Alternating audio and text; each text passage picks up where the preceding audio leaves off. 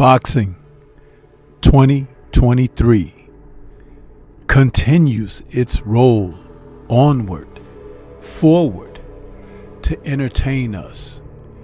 And this Thursday, a rare night in the sport of boxing, for the sport of boxing, we'll get a chance to see one of the hopefuls of the lightweight division as former junior lightweight champion. Shakur Stevenson steps into the ring against Edwin De Los Santos. Now, this is a fight that is coming on the heels of other thoughts and plans for Shakur Stevenson have fallen through. But with those dramas aside, this still happens to be an anticipated matchup between two fighters that public sentiment finds that they can get behind one man or the other. And what will be the outcome, we'll have to find out on Thursday. But I'm telling you, it is well worth turning into. So let's talk a little bit more about Stevenson facing De Los Santos.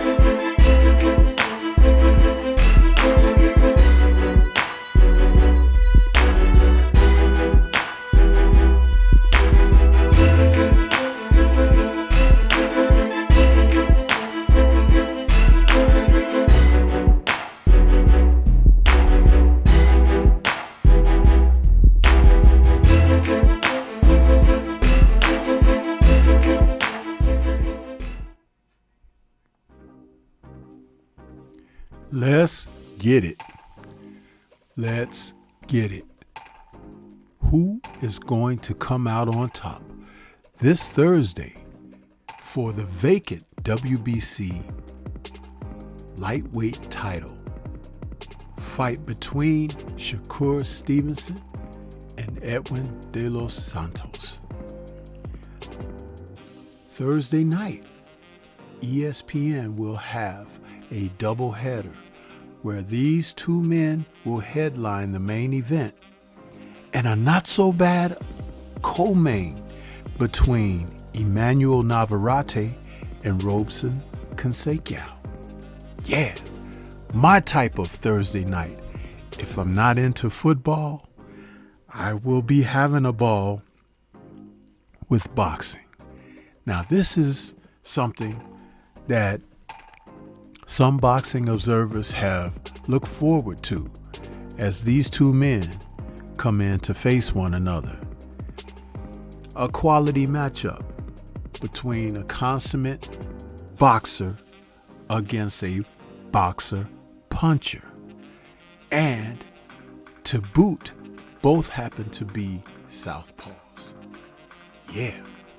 Now, we know that Shakur Stevenson was once a unified titleist at junior lightweight, but lost his belts on the scale when he was going to face Robson Conceição himself in September of 2022.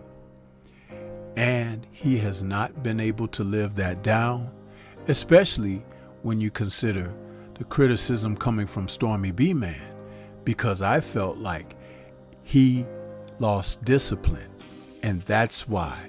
It wasn't that he was a growing boy.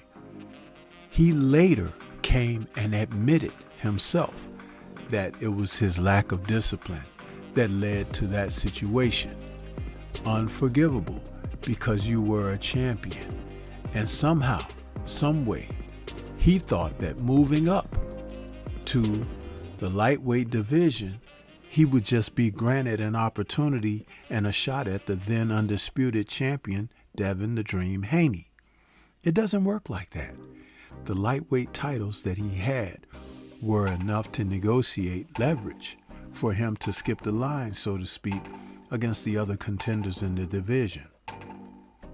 But there was more drama to be had.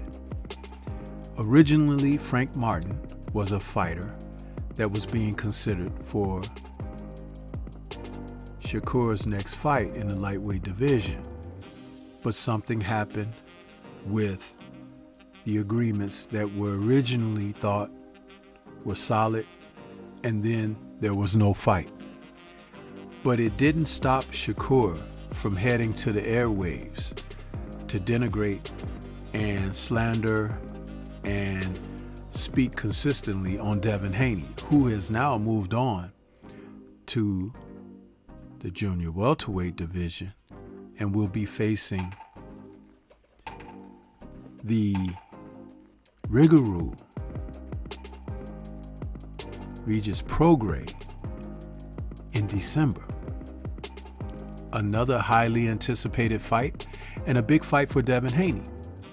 But in the meantime, Shakur, who is in this fight bringing a record of 20-0 and 10 KOs, he's coming into this fight facing De Los Santos, now age 26. He stands 5'7" and has a 68-inch reach. He's looking to bring his aggressive boxing style in to dominate De Los Santos. Shakur is one of the better boxers in the sport of boxing. The statistics say he's one of the better defensive fighters in the sport of boxing because his opponents are landing a low percentage of shots against him every fight. But as the quality of opposition gets better, that will change. And it may change this coming Thursday night, because De Los Santos is the type of fighter who brings similar attributes as Shakur, including hand speed. This fighter is coming into this fight with his record of 16-1, 14 KOs. And he can get people out of there. He's 24 years of age, stands 5'8", with a 70-inch reach. And in his last fight, in July of this year, he took on Joseph Adorno, where he shut Adorno out in a unanimous decision, punishing boxing in and out, fast hands, heavy blows, striking body shots, all of which could be a problem for Shakur Stevenson. One of the attributes that De Los Santos possesses is the hand speed. That alone is going to cause problems, but not if De Los Santos comes without the right mental approach to the fight. Now, we know behind the scenes he has spoken about wanting this fight with Shakur for the longest of time. We know that talk is cheap. In boxing, fighters do it all the time to plug themselves, to sort of promote what may be on the horizon, to promote what is the upcoming, and often the words do not match up with the actions. So an intangible in this meeting would be for De Los Santos to actually fight like he spoke he wants Stevenson. And Stevenson, who's coming off of his May TKO over Shuichiro Yoshino, where he was able to dominate that fighter in great fashion, even dropping Yoshino, something that was unexpected. But Shakur, in that fight, though he dropped him and he stopped him, he gave people something to really think about. And that was the fact that being able to get rid of a fighter is something that he's going to have to do more often. Not just look good against them, but finish guys off. Because sometimes in this sport, when you don't finish people off, they can come back and get you.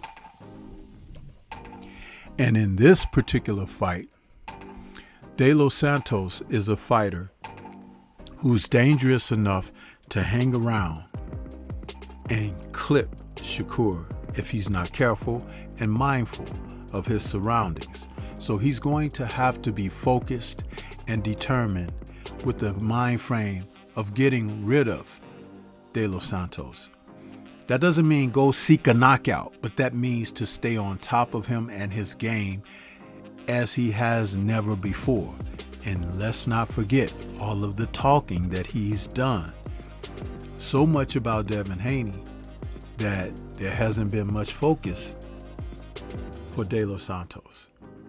And that is an intangible off the table that could be a crack in the foundation, giving way for something for De Los Santos to be successful. So I see certain things playing out where it's not going to be about what we know about these men that's familiar, that we can see on tape, that we've looked at for a duration and say, well, he boxes like this, he fights like that, and we expect this man to prevail. What I expect is the intangible to become a factor. Shakur has yet to been tested on his chin. Defense has held up mightily. But as I said, when the competition gets better, when you're going up in weight, when you're going up against opposition that's looking to prove something, your vulnerabilities can come back and haunt you. So, as I look at this, I could see ways for De Los Santos to prevail, to take advantage of what's on the horizon. And I could see him even possibly dropping Shakur Stevenson by something he didn't see or something of that nature.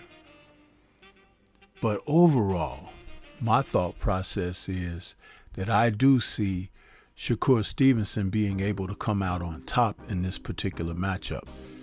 But it won't be easy unless Mr. Edwin De Los Santos comes into this match and doesn't bring the fighting spirit of wanting to take away Shakur's position in the sport, in the division.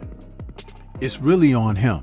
It's up to him to perform to that capacity. You can't do it for him.